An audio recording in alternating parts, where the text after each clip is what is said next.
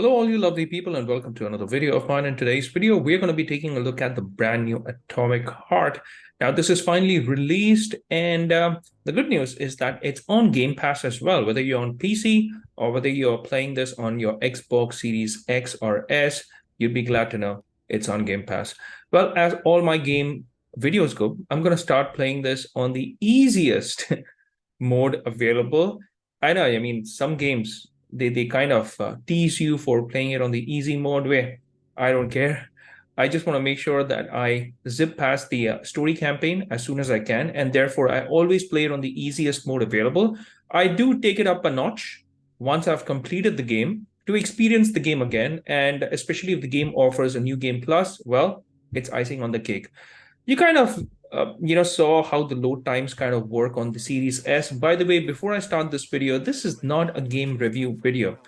And also, this is not a technical analysis because, hey, I'm not a technical person. If you do need technical reviews or technical information, I would suggest that you check out Digital Foundry because they have some of the best content available as far as technical reviews or technical information about games go. So why am I making this video? Well, I'm playing this on my Xbox Series S. And I've played this on my PC as well. The same, you could say, game time that I did on the Xbox Series S. I did spend that much of time on the PC as well. And the reason why I did that was because I wanted to find out how exactly does this look and play on my Xbox Series S. Now, right off the bat, I would say that it looks more than okay. Now, the reason why I say more than okay is because I first played this on my PC. And of course, you have so many graphical options on your PC, which you do not have on your Xbox Series S. So if you're used to a superior product and then you end up with an inferior product, you know how your feelings are going to be. So I should have done this the other way around. I should have first played this on my Series S and then I should have gone over to my PC. But hey, if you would be interested to take a look at a side-by-side comparison of both my Xbox Series S and the PC with some kind of commentary on top of it, do let me know in the comment section. I'd be very happy to make a video on that and present to you as soon as possible. Now, before I dive in and give you a little bit information about the game, I do want to mention that this game looks stunning on both the PC and the Xbox Series S. More so on the PC, it looks fantastic on the PC. But even on the Xbox Series S, I must tell you that this game does hold up really well. Now, I'm not sure what kind of resolution this is playing at, but from what I can gather, from what my naked eyes can make out, I think it's somewhere between the 900p to 1080p mark. And if you have a question of what kind of FPS are we getting on the Xbox Series S, well, you would be glad to know that it's 60 FPS. At the same time, you would be unhappy about certain bits of it. Now, the reason why I say you'd be unhappy about certain bits is because there was a considerable amount of frame drops. And it was tricky. Tricky because the way the frame drops occur, right? I mean, not everything on screen slows down. There are certain objects in the background which slow down more than usual. And I'm not sure if I'll be able to capture that in this particular video, but when I played this game more than what this video could capture, I think this video is only going to be, say, about 24 or 25 minutes at most. But I have played close to 2 hours now of this game. And once you have played that much, you will be able to identify where those frame drops are happening. And there's certain objects on screen, especially on the Xbox Series S that I'm talking about, that certain objects would look almost as if they are running at a completely different frame rate than the overall game. So let me give you an example. For instance, those drones that are flying in the background, there are some scenes which have a lot of, you could say, particle effects, a lot of fire, for instance, a lot of blasts happening all around. And in scenes like, these where there are so many things happening on screen, those drones in the background, some of the objects, they tend to run on a different frame rate. And you would notice that. Let me know if you do notice that as well. And overall as well, I can say that the frame rates, they do drop. Now, I haven't really counted as to how low it goes, but from my experience of playing so many games, I can say that this probably would have dropped down to, say, about its early 40s, maybe in some of those really heavy scenes. So 1080p I would say 900p to 1080p. That's the resolution. And the frame rate for most of it is 60 FPS, except for those really heavy scenes where it does drop down to the 40s as well. So just wanted to get that information out before I finally start talking about the game itself. Now, this game, well, it's developed by a studio called Mundfish or Mundfish. I don't know how you pronounce that. Mundfish, I would say. Probably. I'm sorry if I'm butchering this name. So it's been developed by a studio which came out of nowhere.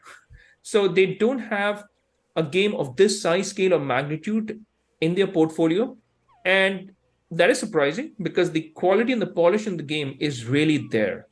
So you'd be happy to know that this is not a game which will have you, um, you could say, upset about its visual fidelity or the way it looks, because this game looks beautiful, out and out gorgeous. So even if you're taking a look at this cutscene, the outdoor scenes, man, they look so beautiful, even on the Series S, I have to tell you. So the game, it's been developed by a bunch of unknown developers so far, Mundfish. And as far as the setting of the game goes, it's set in this alternate reality of the Soviet Union.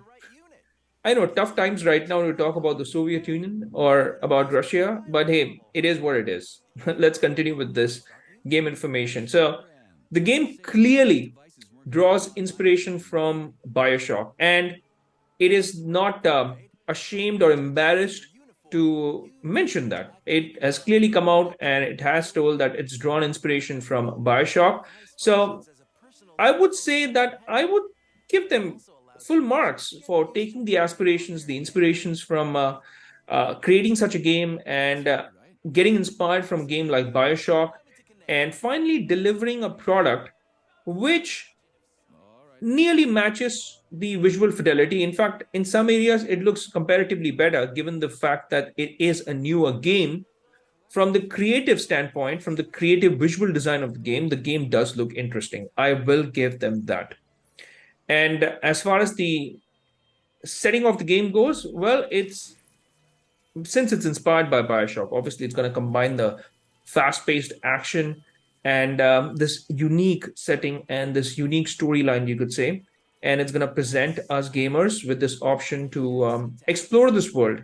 But you may get a little disappointed because in my first 2 hours, although the first 20 or 25 minutes, it lets you explore this beautiful outdoor environment, but the majority of my gameplay in the first 2 hours, barring these 25 minutes, or I would say 40 minutes. So the majority of my gameplay out of my 2 hours was indoors. And that's kind of a bummer because they introduce you to this beautiful outdoor environment and they finally take you in. And I was starting to feel a little claustrophobic, I would say. And it was a vast difference between these outdoor environments and the indoor environments. And hey, this is not a review, so I'm not going to be able to give you my complete review, so to speak, because I've only played this for 2 hours. It's not going to be fair on the game. So, if you've played a game like Bioshock, for instance, or any other similar shooters, you are definitely going to be intrigued by the premise of this game, and you are definitely going to be excited about this retro futuristic world. So, the game starts off with you exploring this retro futuristic world, and you have to, you could say, go on a mission to investigate a nearby complex, like this underground complex. And that's where my first 2 hours have been spent. I can't comment beyond that because, say, 2 hours only. So now I'm just going to read you some information about this game, about the plot of this game from the online information that I have. So far, I've been telling you what I kind of experienced myself, but let me also give you some information from what their wiki page says, for instance. Okay, so this game is developed by Mundfish and it's published by Focus Entertainment. Now, Focus Entertainment, what are they known for? Focus Entertainment, I don't know if you've played any of the City Life or the City XL series. They're known for those games. They're known for the Sherlock Holmes series of games as well, and they are publishers. They're a French video game developer and a publishing studio. So they are the ones who have actually published this game. And Mundfish is the developer, and it's released on Windows, that's your PC, on PlayStation 4, PlayStation 5. So it's a cross-gen game, Xbox One, Xbox Series XS, and it was released on the 21st of February 2023. So at the heart of it, it is definitely a first-person video game with action role-playing elements as well. And the combat in the game basically consists of shooting, slashing, using your axe. So in my playtime of 2 hours, I did have two weapons. One was an axe, and the other one was like the shotgun. So you're gonna have hack and slash experience as well as some ranged combat thrown in there. So there are a variety of enemies, but for the first 2 hours, I only came across these very dull looking robots. I hope and pray that moving forward, they introduce some other enemy types so that they kind of make this interesting for me. But in the first 2 hours, all I got were just these boring looking robots in one form or the other. The reason why I say one form or the other was they were mostly ones with a mustache with this white kind of a body, and the other one had this silver kind of a suit which took out these laser rays from their eyes, like Superman or like Homelander, you could say. So these were the only two enemy types that I actually came across in my first couple of hours. No boss fights yet, also because of the time I was taking to explore the world. So I didn't get a chance to progress a lot in the game. So apart from that, let me go back to the wiki information about this game. So they state that there are a wide variety of enemies available. Hopefully, I do come across them. There's a crafting system where the weapons can be pieced together from metal parts, and I can definitely confirm or double that as far as that information goes, because you do kind of collect scrap parts, metal parts, and then you can later on upgrade at this sort of a vending machine. It's kind of a weird dialogue interaction that you're going to have with this electronic device. And I don't want to spoil things here, but what you can effectively do is upgrade your equipment and upgrade your skills. So there is a skill system, there is a skill tree, there's a crafting system, and there is an upgrade system as well. So it kind of plays out as this FPS and a role-playing game. You do have ammo as well. You've got to collect ammo and you've got to use it wisely.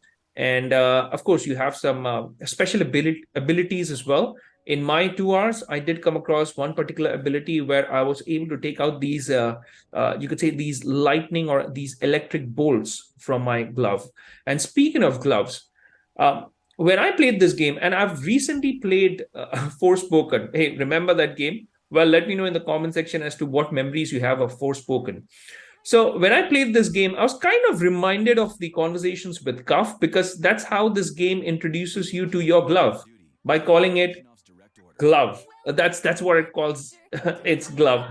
And so basically you have yourself talking to glove, and it kind of reminded me of Forspoken, because in Forspoken I was talking to the Cuff. So the difference, however, was in the implementation. So here I was still able to pan the camera around. I was still able to progress through the game while I was having this conversation with my glove. And that's where the huge difference is. The biggest complaint that a lot of players had with Forspoken and the way the conversations with the Cuff was implemented was that you were stationed at one place. You had to complete the entire dialogue, and then only you could actually move in the game. So that implementation is much better here already. So you do have a glove, this polymer glove, and you can upgrade your skills using that glove of yours.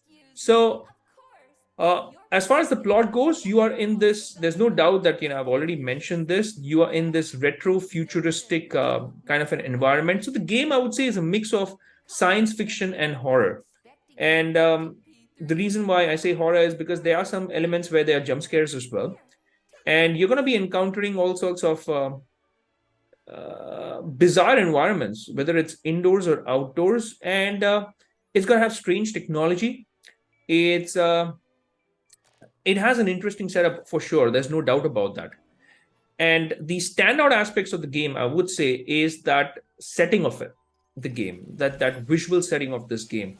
And that visual setting of this game, it blends the 1950s style retro-futurism, you could say, with this Soviet era architecture and design. And the result is definitely a unique and fascinating world that feels kind of familiar, because if you have played BioShock, then you will have that familiarity with this game as well. And at the same time, it also feels otherworldly, which is a big plus because it's been able to create this world and you're drawn into this world immediately.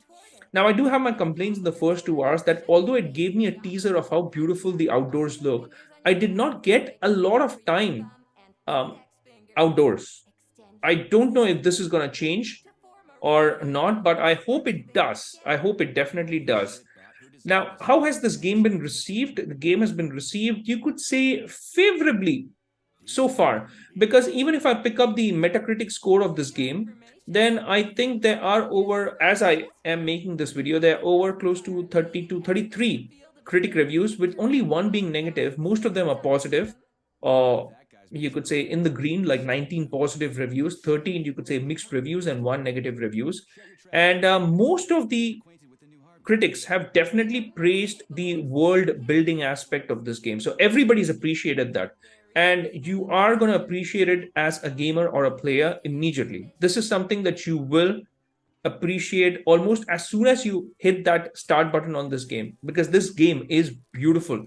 And the visuals of this game, I mean, they're so gorgeous. If you take a look at the setup, just take a look at the amount of NPCs that are on the screen as well. So this is like a parade happening on the street, and the amount of NPCs on screen, it's incredible that it's still able to hold up that 60 FPS in scenes like this. Now, where it slows down is where there's a lot of particle effect, a lot of fire, a lot of action happening. That's where it slows down. But in scenes like this, even in scenes like this, it's still 60 FPS. It's a solid 60 FPS here as well. But take a look at the visual, you could say, appeal of this game. This game is definitely beautiful. And all the critics, they do say that, it's a terrific game in terms of the visual fidelity, in terms of the visual appeal. And most of the critic reviews will have it praising it for this visual charm of its gorgeous visuals, you could say. But most of the critics are complaining about the gameplay aspects of the game, and how towards the end of the game this kind of falls flat. But hey, I think I'm kind of moving way ahead. I don't want to read too many reviews as well, because it's going to spoil my own experience of playing this game. So just for the sake of this video, I kind of read a few reviews, because generally when I pick up a game, I like staying away from reviews, because what it does is it kind of adds a certain amount of bias into my own videos. Therefore, before making any of the videos, I kind of stay away from the reviews. I make a video of mine, and then I kind of read reviews about the game. So sometimes you would find me commenting on a game which I really liked and the critics really hated that. And sometimes I even like games which, according to the critics, are pretty mediocre. Evil West is a very good example of that. Now, I really enjoyed Evil West because of the gameplay aspects that it had to offer. And well, hey, the critics think that it was a mediocre game. For me, it was definitely more than a mediocre game. So you see where I'm getting with this conversation of mine, yeah? So one of the things that I would say that impressed me most about the first 2 hours, especially this first 25 to 40 minutes, you would say, is that it has such a lot of attention to detail. Every single nook and corner of this game, you would find incredible details. Like if you walk into this particular zone, look at the reflections on the marbled floor. Look at the dome, look at the architecture here, look at the paintings that are available. So every nook and corner has these details. So even if you walk into a elevator, for instance, there's something playing on a screen. So the developers have really spent time, and this it takes a lot of thought, and this takes a lot of you could say creativity to come together, and how you implement that creativity visually on screen also matters. So I really appreciate that aspect, and this really impressed me most about Atomic Heart here, about the attention to detail. And you would find the game filled with these little touches that really add to the atmosphere of the game and the overall world building.